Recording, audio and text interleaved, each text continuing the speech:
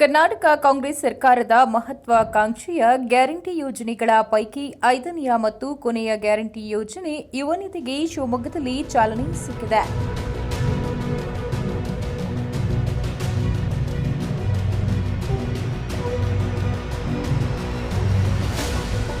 ಮುಖ್ಯಮಂತ್ರಿ ಸಿದ್ದರಾಮಯ್ಯ ಅವರು ಫಲಾನುಭವಿಗಳ ಖಾತೆಗೆ ಯುವ ನಿಧಿಯ ಹಣ ವರ್ಗಾವಣೆ ಮಾಡಿದ್ರು. ಇದರಿಂದ ನಿರುದ್ಯೋಗಿ ಯುವತಿ ಮತ್ತು ಯುವಕರಿಗೆ ನೌಕರಿ ಹುಡುಕಾಟ ಹಾಗೂ ಅದರ ಖರ್ಚು ವೆಚ್ಚಗಳಿಗಾಗಿ ಈ ಯೋಜನೆ ರೂಪಿಸಲಾಗಿದೆ.